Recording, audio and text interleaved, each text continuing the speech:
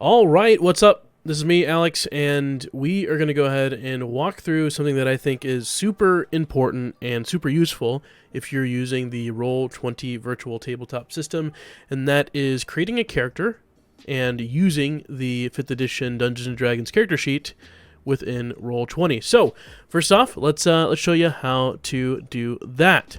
So, first off, let's show you how to create a character. So, first thing you want to do is get a character sheet for your character created. Now, as a player, typically your DM will have to do this for you, but they would just add it to your journal, and then you would get editing. So let me show you what I mean by that. So you have a journal in the top right section of your screen of Roll20. So once you go into the game, you'll have a journal. In your journal, you'll be able to see all the handouts that your Dungeon Master makes visible to you, as well as all of the character sheets that your Dungeon Master makes visible to you. So typically, early on, that's literally going to be maybe your character sheet and some pictures of your party members, right? And maybe brief descriptions of who your party members are. Later in the game, you might get handouts of the boss or the city or whatnot. But early game, probably not going to be a lot going on. So have them create a character sheet for you, and then you can start editing to your heart's content. So let me show you how to do that. So click on the newspaper in the top right corner. Boom, I am in my journal.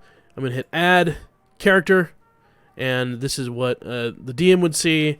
I'm just going to go ahead and make a character named Bob. They would then make it visible in your journal, edited and visible to you. They can add art, add token art. That's more specific to your Dungeon Master, so I'm not going to dive into it right now, but typically if you have like an idea of what your character wants to look like, you can just send them an image, your Dungeon Master, and they can add it to Roll20. So I'm going to go ahead and hit Save Changes. So there are 3 sections on this page. There's the bio and info. The bio and info is everything that's visible to your friends and colleagues. And then the character sheet, only you have visibility to it because you can control the character. And then your attributes and abilities, which is just the math of how some of the stats. I typically just ignore this page. But if people want to customize all the math and stuff behind their character sheet, they can do that there. So let me show you what a finished character sheet looks like in the bio and info section. That way you can see what folks might see. So hopefully my players don't watch this because there's some GM notes that are visible. So you click on the character, and typically here there's art, and it looks like this player hasn't really given a lot to go on like what Adamir is, but you can see a picture he found online of what he thinks Adamir would look like in game. And then you can see my GM notes. I put the stats that he rolled at the very beginning, as well as some information about his background. So that only I can see that as a general master, as a game master. I almost said general manager. I'm like, that's not what a GM stands for. All right, anyway. Yeah, and this is what a finished character sheet will look like when you're done with it. So, all right, let me show you how to create a character in 5th edition. So you have 3 options. You have use the Charactermancer, create an NPC, edit sheet directly. If you're a game master, a dungeon master, you're going to want to create an NPC if you want to throw a bad guy or even like a colleague or friend at your players. Use the Charactermancer is the amazing tool that Roll20 offers that's free to use. It includes the Dungeons & Dragons SRD for free, and if your Dungeon Master owns the Player's Handbook in Roll20, you'll also get all the options that the Player's Handbook has to give you. Then you have Edit Sheet directly. That's like if you want to start from scratch and manually add everything there. So choose what you want to do from there. So I'm going to click Use Charactermancer, and I'll show you how easy it is to use a Charactermancer. I recommend everyone starting on Roll20 use this tool because it's super, super easy and straightforward to use, especially if you're a new player. So it'll walk you through step by step. It's kind of like a wizard. So I'm going to hit next. We're going to go ahead and choose our race. I'm going to choose dwarf because dwarves are awesome and amazing. And you can see as soon as I hit the dwarf here, it automatically takes me to the page of the player's handbook because I own the player's handbook with all the details of dwarves. So I can scroll down and read all about dwarves, see some art about dwarves. I can scroll down even further, see how they relate to all the different races, like humans, halflings, and elves and whatnot. I can read about their names, so if I want some inspiration on what I want to name my character, I have some inspiration for both male and female, and clan names.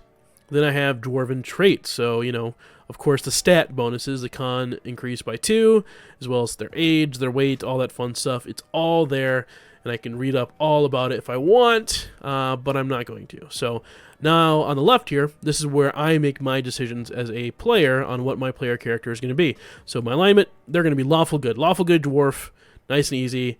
Their tool proficiencies are going to be a smith person. They're going to have smith's tools, but you can see from this drop down, it shows me already what I have access to. So smith's tools will be my tool proficiencies. I'm going to scroll down. I can see what I get. So my language proficiencies, I know Common, I know Dwarvish. My speed is not reduced when I'm wearing heavy armor. I have Dwarven Resilience. I have Dark Vision. I can also choose my subrace. Because I want to be a cleric, I'm going to choose Hill Dwarf, because Hill Dwarfs get a +1 to Wisdom. So if you scroll down, it even shows you there. Your subrace ability score increase. Or I can choose Mountain Dwarf if I want. Or I can add custom races if I want. If I want to like throw in like the Duragar, for example. If I have extra Dwarven information from some of the expanded books that haven't yet made it to Roll20, like Xanathar's Guide to Everything, Volo's Guide to Monsters, and Mordenkainen's Tome of Foes. So I'm just going to choose Hill Dwarf right there. Hit Next. Now it's going to ask me to choose my class. I want to be a cleric, so I'm going to click on Cleric. Boom. And just like before, on the right here, it's going to show me all the details about Cleric. Probably if I scroll down, I'm guessing it'll talk to me about all the different domains and channel divinities. Yes, yep, so divine domains, knowledge domains, all that fun stuff. So I'm not going to read it all, but you can if you want, especially if you're a new player. Lots of wealth of information there for you in the moment. So skill proficiencies, I'm going to choose Insight because I want to see if people are lying to me or at least get a vibe on what their intentions are. And I'm going to choose Medicine, I guess, because I'm a healer. I want to help people out and heal them. So Medicine and Insight will be my proficiencies. Then I'm going to choose my Divine Domain. I'm going to be a straight healer, cleric, so I'm going to do Life Domain so I get that the bonus to my healing spells, as well as automatically having Cure Wounds prepped, which is good to go. So now if I scroll down, I can see what I get. My Disciple of Life, which is that bonus to my healing, and my starting equipment. So I can hit Next. I'm going to choose my ability score method. So this is how you choose your abilities. So most of the time, most DMs, at least that I've played with, are going to make you use standard array, which is you get 6 numbers, 15, 14, 13, 12, 10, and 8, and you get to decide where they go. In Roll20, you could just click on the thing that you want. So if I wanted 15 in strength, I'd click there. 10 in dex, I don't know, 12 in con, all this stuff. I can just edit it around or whatever, right? And I can make my choices. Or I can do point buy. So it already has the rules there for you for point buy. So 27 available points. And you can do all that. And, make your choices. Still have 8 points. I can make 14 in con, I guess. And then I'll have a 9 charisma. There we go.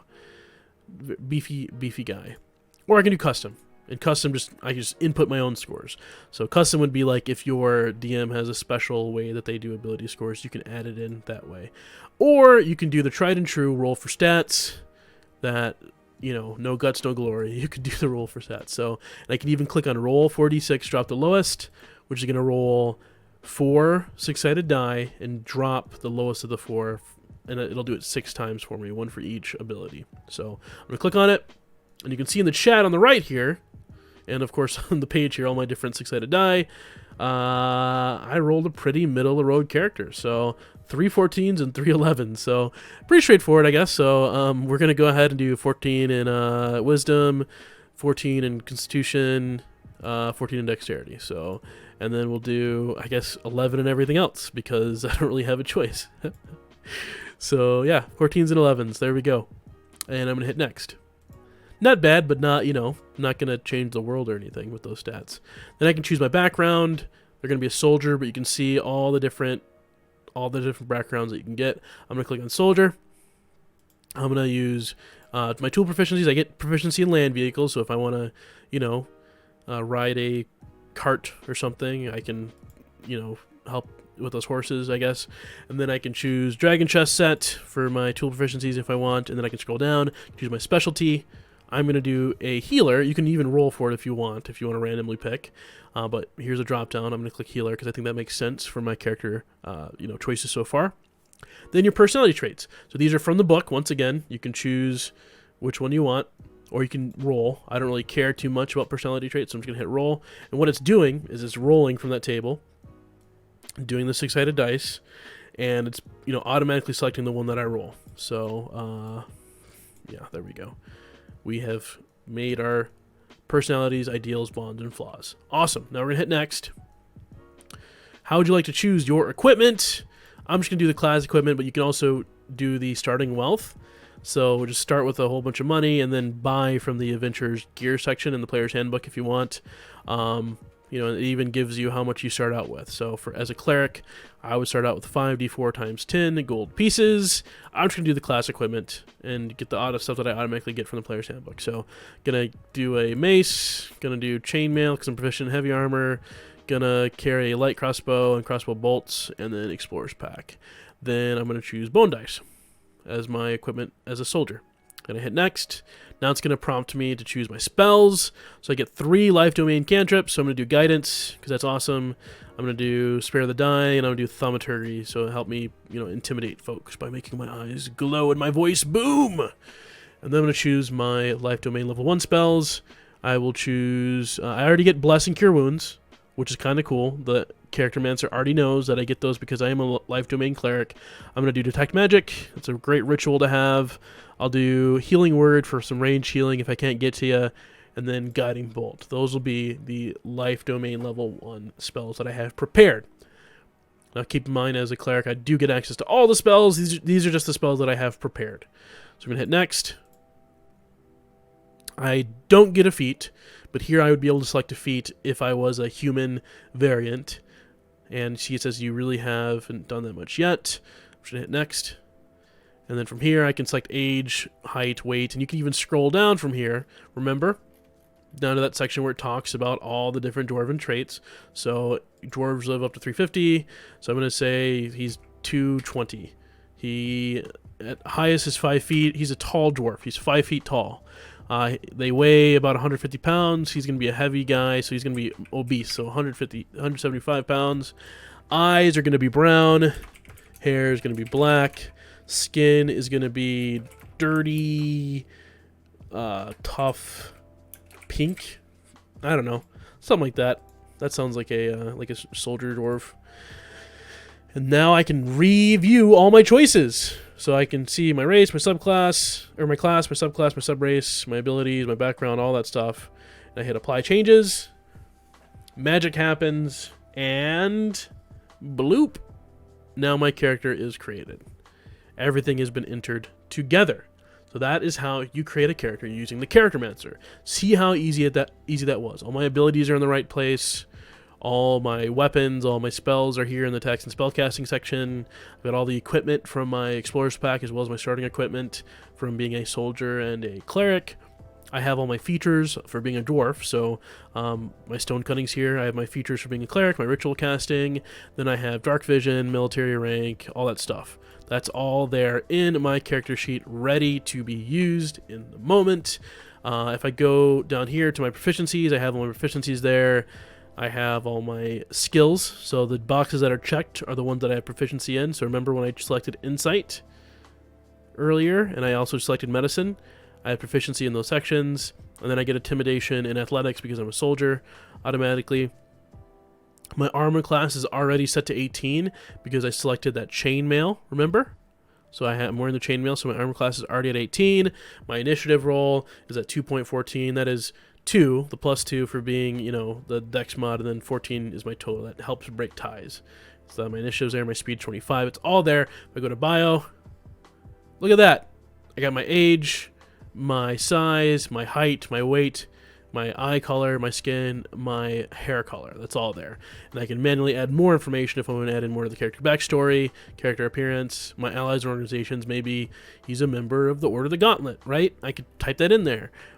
And treasure and all that fun stuff. And then if I click on spells, look at that. Now I have all the spells that I have available to cast. So let me change this to, I have 2 slots remaining for level 1 spell slots.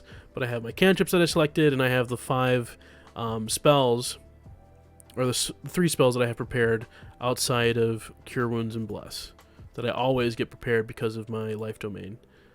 So that's all there together. And what I'm doing is I like to check them red if I have them prepared. That way I know that they're all prepared. Because this spell list is going to get huge once I start adding more and more information. Awesome.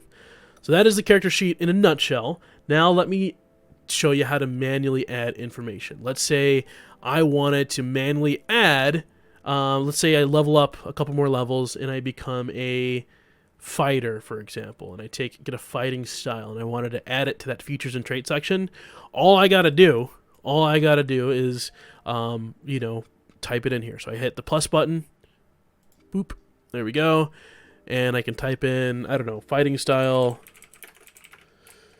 I don't know, let's say archery. I don't know why I do that, but it's there.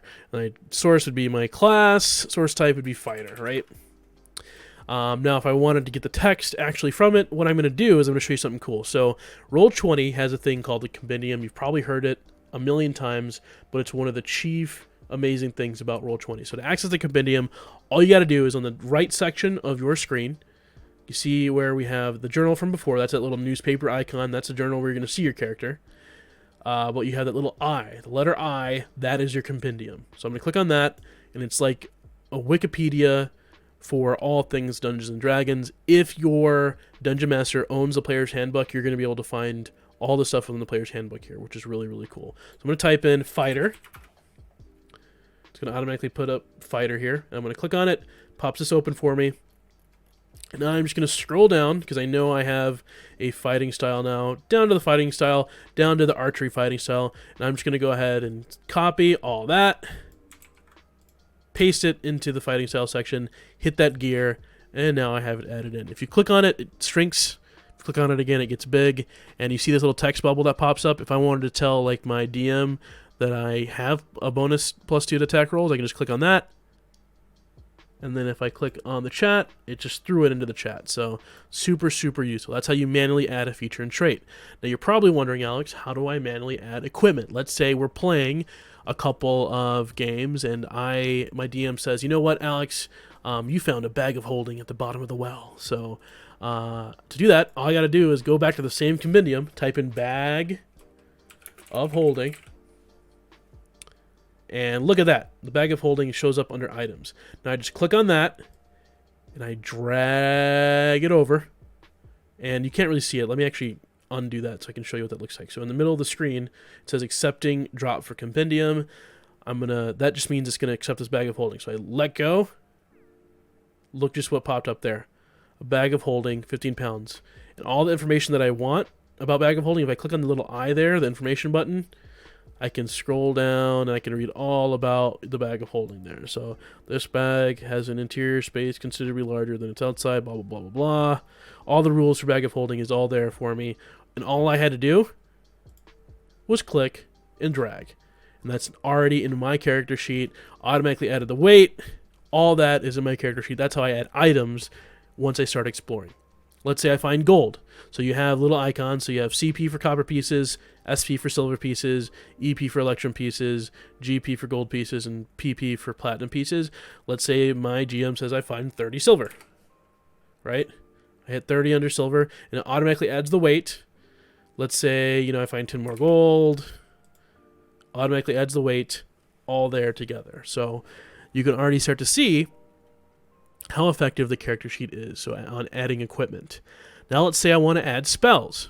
So spells is a little different, but we can add spells to our character sheet the same exact way using the compendium. So I typically don't search. You can manually search for a spell if you want. Like if I wanted, I don't know, clerics don't get access to this, but I can type in find familiar, for example, and it's right there for me. Find familiar, I can drag that over. If I want to manually find a spell super quickly, I can do that. But what I like to do is if you just clear it, so just hit the X, like, you know, on the right here, and go back to this page here, I click on spells, you can click on filter results, that now shows up here, and you have all these options now. I can filter the spells on whatever way I want. So I'm going to do classes, cleric spells, because I'm a cleric. We do level 1. So level 1 cleric spells, I hit apply filters, and it just changes the results to only show me level 1 cleric spells.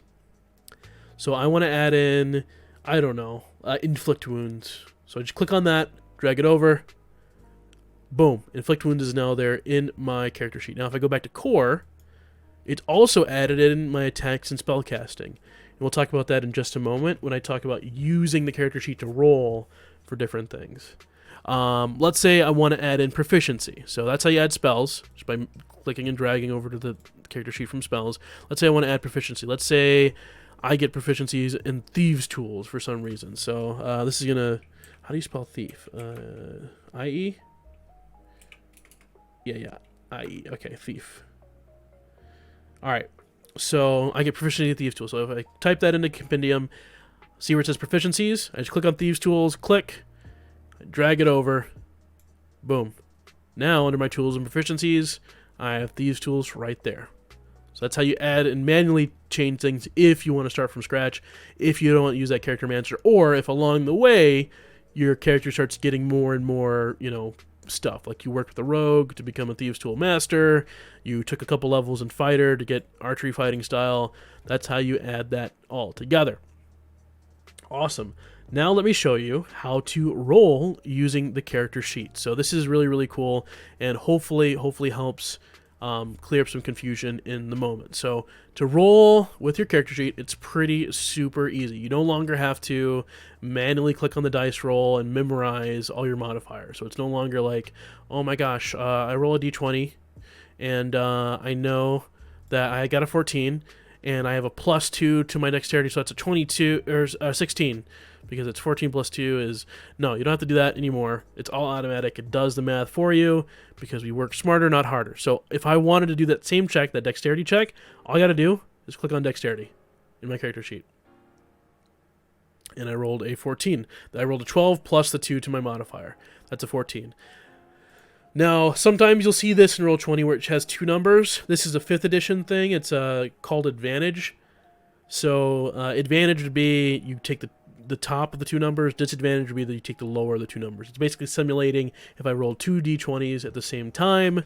I typically have my players roll with advantage, and I just take the first number, the number on the far left, unless we're actually rolling at disadvantage or advantage. Like if they're hitting a prone character with a melee weapon, they would automatically roll an advantage.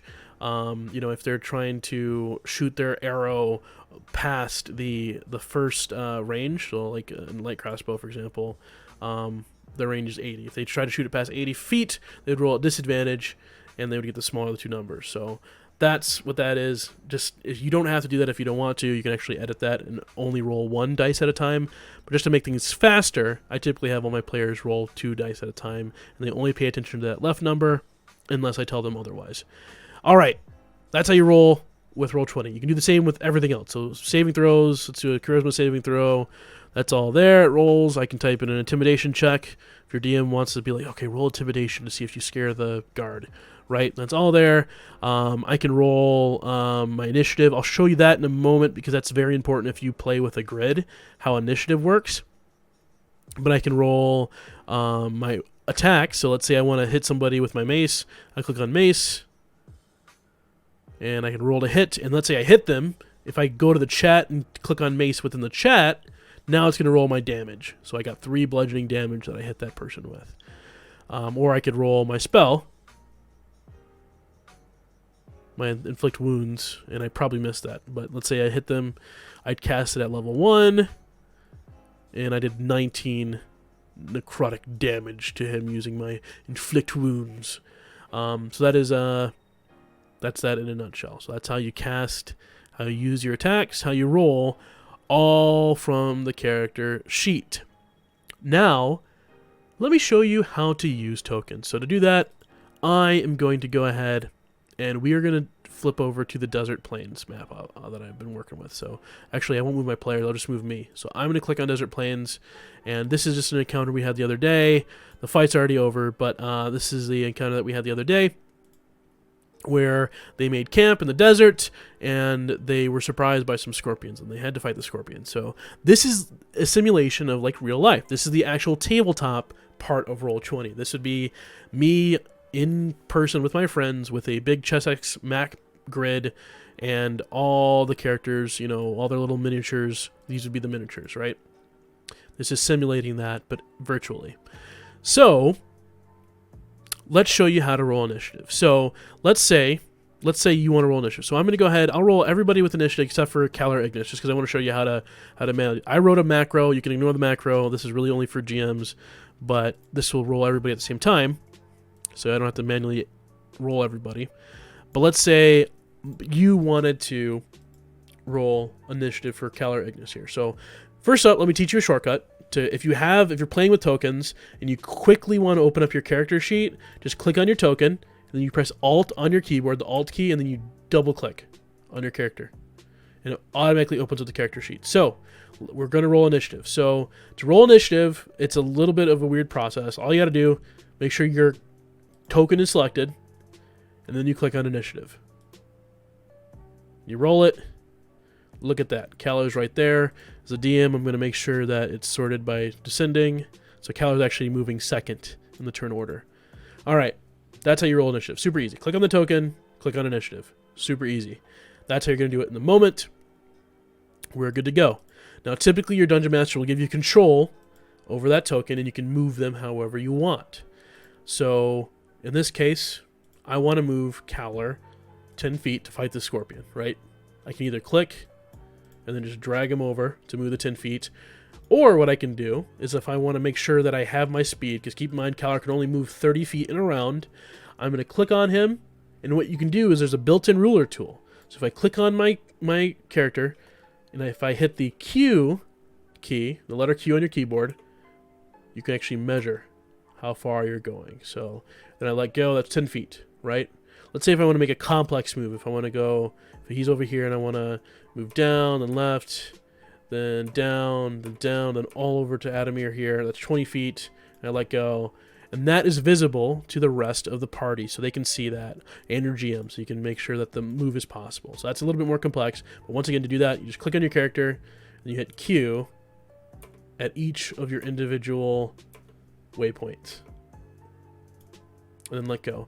And it won't show you this because I'm the one doing it, but let's say we had another person in here, they would actually see Calor move at each of the waypoints on their screen as they approached.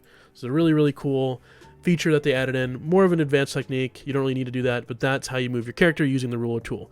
You can also, if you want to use just the built-in ruler tool, if you go over here to the left, the sidebar here, scroll down to that thing that looks like a little circle with a ruler coming out of it, and you have different options. So you can show to others or hide from others if you just want to measure around what nobody can see things.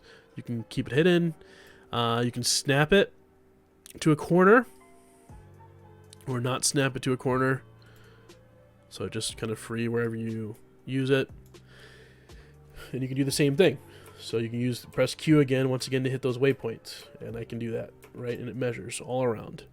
So super, super useful if you use that ruler tool. Awesome tool. Let me show you how to ping. So pinging is super useful if you have multiple enemies. Let's say I'm Adamir. I'm Adamir and I'm shooting arrows at folks, right? And, maybe I'm standing in the bushes over here. And this Scorpion over here is attacking one of my friends in my party, and I want to make sure that I attack this Scorpion. Now, I say to my GM, all right, Adamir draws his bow, and he launches an arrow at the Scorpion. And then me as a DM, I'm like, what the heck? Which Scorpion? There's 3 Scorpions on this map. It's like, this one. And you can click and hold. So if you click and hold, a little circle pops out, and everybody can see that. So everybody can see when you ping. So that way I know as a Dungeon Master and everybody else knows that I'm attacking that Scorpion, right? Helps, or you can be like, if you're on a map in a dungeon, for example, you can be like, what is this? I see this icon over here. What is that? And then the DM can then describe, all right, you see a pile of rocks, and within it, roll a survival check, and they can track all these cool things, right, about what they see. So awesome. That's how you ping. So we know how to ping. We know how to do initiative. We now know how to open a character sheet by clicking on your character and then holding the Alt key, double-clicking on the character again, and it opens it up. And then you know how to move the character by clicking and then using Q for those waypoints. And then you also know how to use the ruler tool. So that's how you use all the 5th edition character sheet stuff. So we know how to create using the Charactermancer. We know how to manually add stuff to the character sheet. We know how to roll using the character sheet. We know how to use tokens on a grid. So hopefully this video was helpful as players. I know it kind of goes over a lot of the stuff that I learned when I first started. But yeah, if you liked the video, like it. If not, send me some feedback. Let me know what I can do to make it better. All right, bye.